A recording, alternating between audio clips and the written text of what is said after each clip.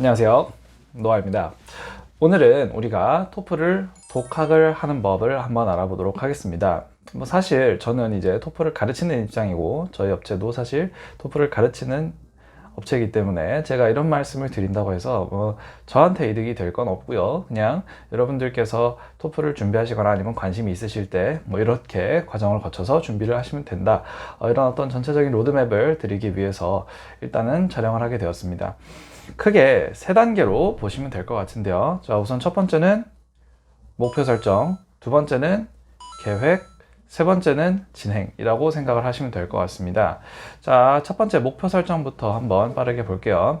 우선 여러분들이 목표 설정을 하실 때 고려를 하셔야 되는 거는 어느 나라, 그 다음 어느 학교, 그 다음 이제 커트라인, 이 세 가지를 보시면 되는데, 여러분들이 어느 나라를 갈지는 사실 머릿속에 다들 계세요. 근데 어느 정도의 학교를 갈 수 있는지가 좀 궁금하시다라고 하시면, 여러분들의 현재 재학 중이었던 대학교라든지 아니면은 여러분들의 어떤 내신 성적 이런 거를 미루어 봤을 때 최대한으로 갈 수 있는 학교를 목표로 잡으시고, 그거보다 좀 더 현실적으로 하나 더 잡으시고 이런 식으로 보통 많이들 하시더라고요. 그래서 이제 그 학교별로 요구하는 그 커트라인이 있습니다. 토플 같은 경우는 보통은 높을수록 좋다라기보다는 그 커트라인이 이제 충족이 되고 나머지 부분들로 입시를 하거든요. 그래서 토플은 이제 여러분들이 그 커트라인이 지금 내가 들어가고 싶어 하는 학교가 몇 점 정도가 되나를 먼저 확인을 하시고 그 다음에 공부를 시작을 하시면 되겠습니다. 네, 대체로 제가 말씀을 드리자면 일단 전문대 같은 경우는 CC라든지 이런 곳들은 이제 보통 한 60에서 80점 정도, 네, 아니면은 좀 예체능 쪽에 이제 좀 괜찮은 학교들도 한 8, 90점 정도라고 생각을 하시면 될 것 같고요. 그래서 일단 뭐에 필요하다 하면 80점을 일단 거의 넘어야 된다라고 생각을 하시면 됩니다. 아시겠죠? 그리고 학교 수준에 따라서 이게 90점, 100점 이렇게 올라가는 거고요. 예를 들어서 내가 이제 최상위권 대학교에 어떤 문과 계열 중 상경계라든지 아니면 이제 어문계로 이제 가고 싶다라고 하면, 그런 경우에는 토플 점수로 기준으로 110점 혹은 115점 이상을 상회해야 되는 경우도 있습니다. 어찌됐든 이거는 학교마다 다르니까 여러분들이 한번 스스로 확인을 해보시면 될 것 같아요. 제가 지금 이걸 시청하고 계시는 여러분들의 어떤 전공이나 어떤 배경 같은 경우는 알기가 좀 어렵기 때문이죠. 어쨌든 그렇게 목표 설정을 하고 갑니다. 대개는 80점 아니면 100점 이렇게가 많습니다. 그래서 학원들도 반을 그렇게 많이 나눠 놓고요. 네, 80에서 100점 정도 이렇게 설정을 해 놓고 그 다음에 이제 뭘 해야 될까요? 현황 파악을 해야 합니다. 내가 지금 어느 정도인지가 파악이 돼야 되는 거죠. 일단은 여러분들이 현재 토플 점수, 독학을 만약에 생각을 하고 계시다면 점수가 아마 지금 없으신 경우가 많으실 텐데요. 이런 경우 같은 경우는 크게 세 가지를 생각을 해볼 수 있습니다. 첫 번째는 레벨 테스트. 예를 들어서 학원 가서 볼 수도 있고 아니면 인터넷에 돌아다니는 자료 아니면 토플 교재 간단한 걸 사서 실전 문제를 좀 풀어보셔도 될 것 같은데요.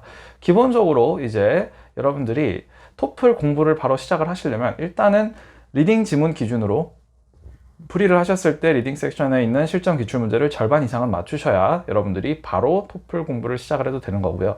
만약에 절반 이상을 못 맞추신다 하시면 그냥 문법과 단어부터 충실히 하시는 게 좋습니다. 언제까지?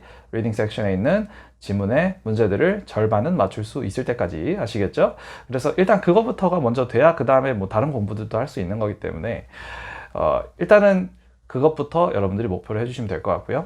그리고 두 번째는 이제 수능이 될 수가 있는데, 기본적으로 수능이 예를 들어서 영어로는 2등급 정도는 나온다라고 하시면 바로 시작을 하셔도 되고, 3등급이시면은 어차피 문법이랑 단어부터 보셔야 돼요. 네, 세 번째는 이제 토익을 가지고 생각을 하실 수가 있는데요. 만약에 토익을 공부를 하셔서 점수가 나온 바가 있으시다라고 하시면 는 적어도 토익 기준으로는 850점 정도는 되어 주셔야 그 다음부터 이제 바로 토플 공부로 들어가는 거고, 그게 아니다라고 하시면 아직은 조금 기초가 더 채워질 필요가 있는 거니까 여러분들께서 그걸 좀 감안을 해서 보시면 될 것 같습니다. 네, 그래서 이제 이렇게 현황 파악을 했어요. 현황 파악을 했으면 어떻게 내가 이 계획을 잡아가야 될까, 이 생각이 아마 드실 겁니다.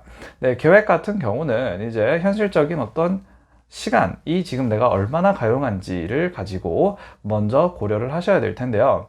이 계획을 세울 때 내가 일주일에 평일에는 하루에 몇 시간씩 낼 수 있고 주말에는 하루에 몇 시간씩 낼 수 있다. 이런 것들을 먼저 계산을 좀 하셔서 그런 것들을 가지고 좀 최대한 짜게 생각을 하셔야 돼요. 그러니까 너무 희망적으로 시간을 잡아버리면 너무 압박이 커서 스트레스를 많이 받거나 하는 상황들이 생길 수가 있습니다. 뭐 어찌됐든 보수적으로 그 시간을 잡은 뒤 그 시간 내에서 내가 무엇에 얼마나 투자를 해야 된다 이런 것들을 좀 계산을 하셔야 될 텐데요. 제가 이것 같은 경우는 이제 점수대별로 사실 다 다릅니다. 어디에 우선순위가 얼마나 간다 이런 것들은. 그리고 사실 학생분들마다 세세하게 영향이 다 나눠지고 똑같은 학생이 전혀 있을 수가 없기 때문에 물론 그런 피드백까지는 제가 드릴 수가 없어요. 그런 부분까지 지침을 드릴 수는 없고, 대략적으로 제가 이제 여태까지 많은 분들을 봐오면서 많은 분들께 꽤나 효과적으로 이제 적용이 됐었던 어떤 가이드라인을 대략적으로 한번 들어보도록 하겠습니다. 지금 여기 이미지 띄워 드릴 거예요. 네, 이미지를 띄워 보시고 이제 내가 이 정도 점수대에 있겠다 싶으면 이제 이 정도의 우선순위를 두고 봐야 된다라고 생각을 하시면 될 것 같습니다. 기본적으로 그냥 말씀을 드리면 원칙은 뭐냐? 점수가 지금 낮을수록 기초부터 해야 된다라고 생각을 하시면 됩니다. 약간 예를 들어서 이런 거죠. 제가 축구 선수가 되려고 합니다. 근데 제가 달리기 체력이 50m도 뛸 수가 없어요. 그러면 일단 뭐 축구 선수네 뭐네 드리블이네 패스네 이런 걸 배우기 전에 뭐부터 배워야 될까요? 그렇죠. 달리기부터 한 걸 배워야 되는 거겠죠. 저 기초 같은 경우는 그 운동에서 체력과 같은 거다라고 생각을 하시면 돼요. 일단 기초 체력이 돼야, 네, 일단은 뭐 95분까지는 아니더라도 뭐 적어도 45분은 뛸 수 있어야 뭐 일단은 뭐를 배우는 것처럼 뭐 이거 같은 경우도 마찬가지다라고 생각을 하시면 될 것 같아요. 그래서 먼저 기초부터 이제 고급까지를 보시면 기초가 이제 단어의 중요성이 가장 높고요. 저 고급으로 갈수록 이제 단어의 중요성이 가장 낮아진다라고 생각을 하시면 됩니다. 하나씩 이제 좀 설명을 드릴게요. 자, 여러분 이제 이런 식으로 생각을 하시면 될 것 같습니다. 70점 이하, 만약에 내가 리딩 아까 제가 말씀드린 그 지문 풀이하는 거 있죠. 그거를 절반도 못 맞춘다. 이러면 이제 70점 이하일 가능성이 굉장히 큽니다. 뭐 그렇게 절반도 못 맞추는데 갑자기 알고 보니까 스피킹 라이팅은 천재였더라 이래가지고 무슨 리딩 리스닝 막 한 10점씩 나오는데 스피킹 라이팅은 갑자기 만점씩 받는다, 이런 경우는 저도 본 적이 없고 불가능합니다. 네, 불가능해요. 그거는 일단은. 그래서 70점 이하다라고 하면은 무조건 일단은 토플 책을 사려고 생각도 하지 마시고, 토플 책은 만약에 사시면 딱 하나만 사시면 됩니다. 리딩 액추얼 테스트 하나 사셔서 그걸 풀이를 할 때 내가 어느 정도 맞출 수 있다는 어떤 참고용으로만 쓰시고, 그 이전에는 무조건 문법과 단어로 생각을 하시면 될 것 같고요. 이게 학습에 10이 있다면 10 전부가 이 문법과 단어에 쓰여야 합니다. 아시겠죠? 자, 만약에 70점부터 80점 사이다 라고 하면 이제 이 학습이, 그러니까 기초 학습이 한 8, 토플 학습이 2 정도라고 생각을 하시면 될 것 같습니다. 토플 학습의 비중을 좀 높인다고 해도 어차피 그 와중에 또 단어를 계속 외우시고 하셔야 될 거예요. 8, 90점 정도 되면 이제 토플 4, 기초 6 정도로 생각을 하시면 될 것 같고요. 이런 식으로 비율이 점점점 어떻게 된다? 높은 점수로 갈수록 토플 공부 자체에 좀 더 신경을 쓰셔야 되고, 낮은 점수일수록 좀 더 기초 공부에 신경을 쓰셔야 된다라고 생각을 하시면 되겠습니다. 제가 이렇게 쭉 말씀을 드리는 것보다는 여러분들께서 지금 여기 있는 이미지를 한번 보시고, 이 이미지에서 있는 내 기준이 지금 여기에 해당을 하니까 어떤 우선순위를 어떻게 잡고 가면 되겠다라고 생각을 하시고 가시면 될 것 같습니다. 네, 그래서 이제 이렇게 우선순위가 섰어요. 그러면은 이제 좀 더 현실적으로 여러분들이 계획을 세울 때가 됐겠죠. 그래서 앞에 말씀드린 건 우선순위 설정이었고, 지금부터가 이제 좀 더 현실적인 계획이라고 보시면 되겠는데요. 현실적인 계획 같은 경우는 우선 세 가지를 좀 생각을 하셔야 됩니다. 우선 첫 번째, 교재 선정입니다.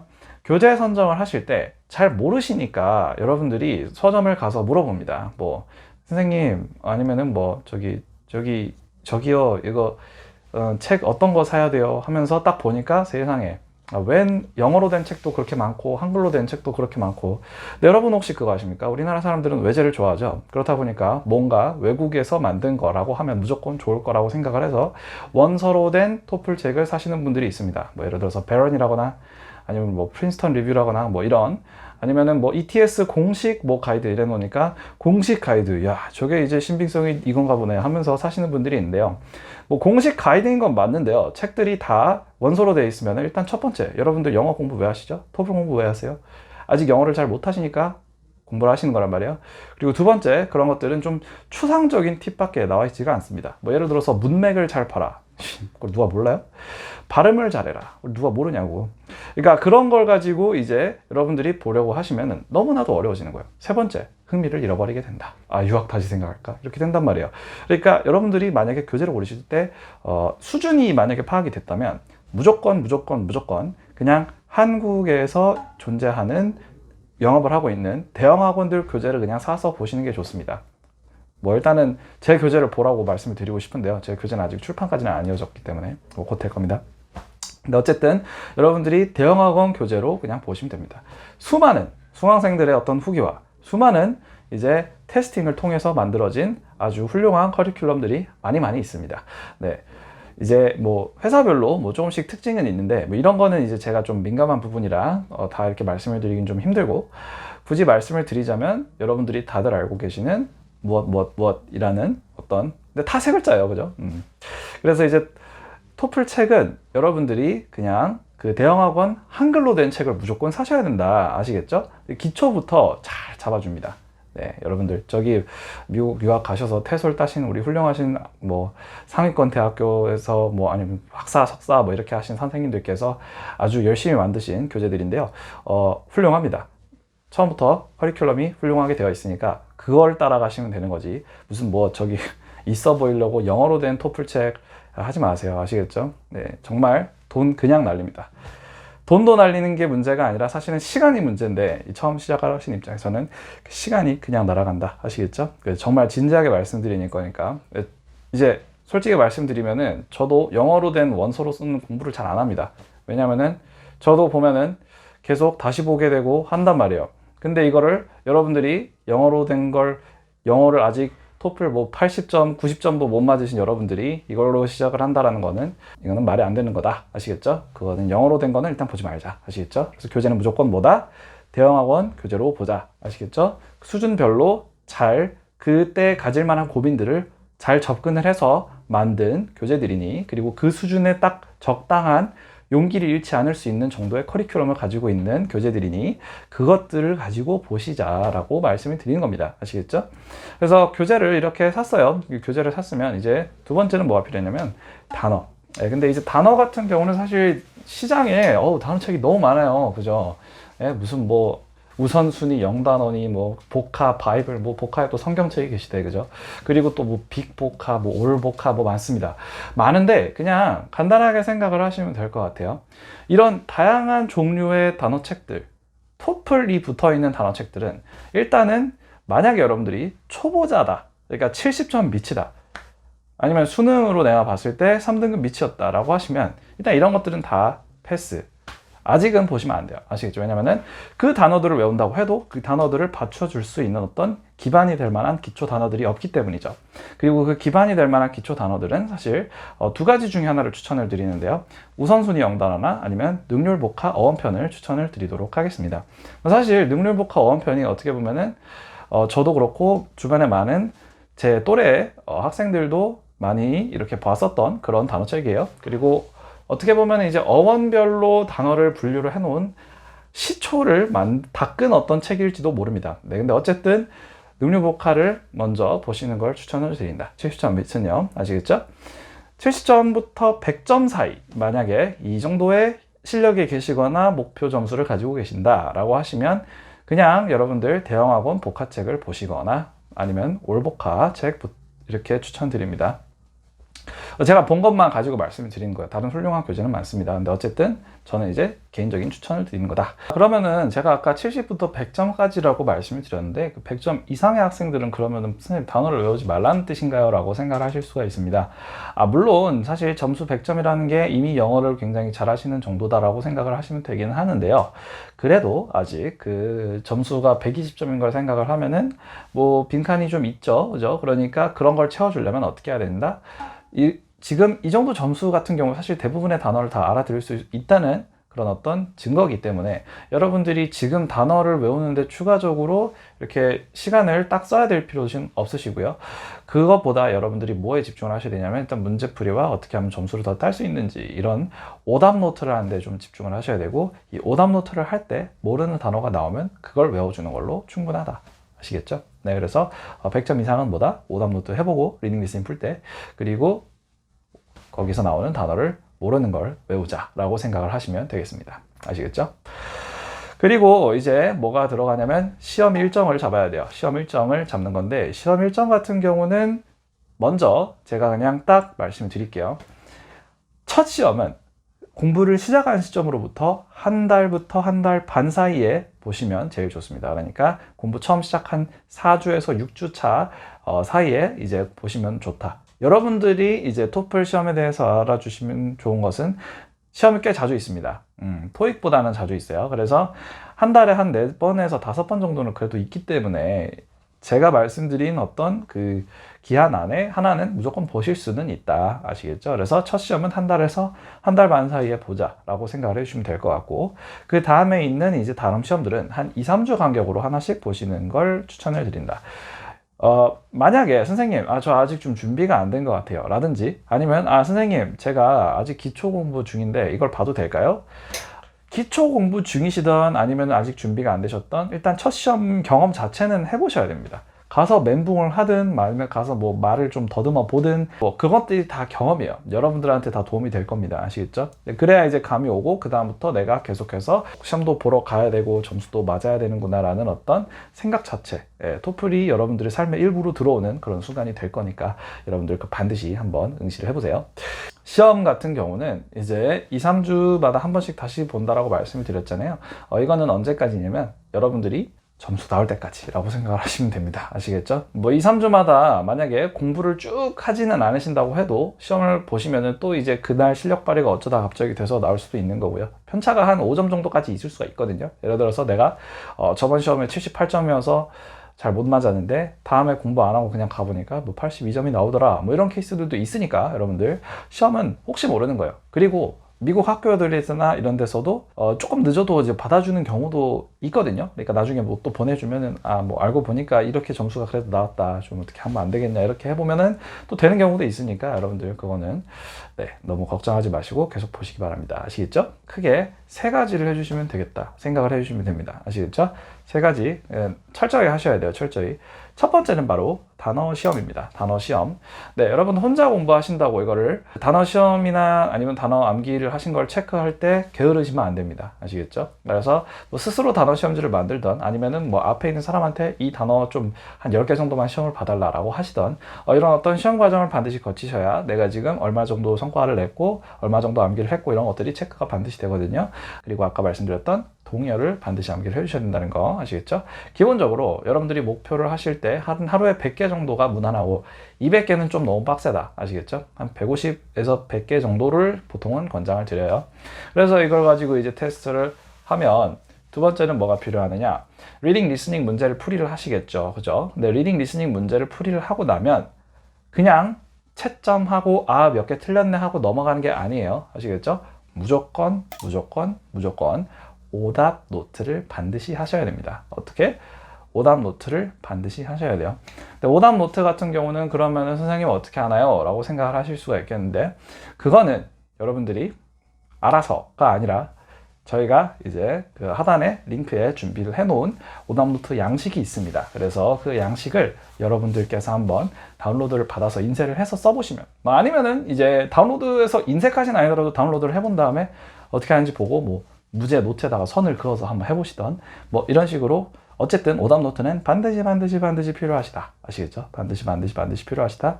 자, 3번째는 그 오답 노트를 하는 거는 리딩 리스닝이었고, 스피킹 라이팅에서의 영역인데요.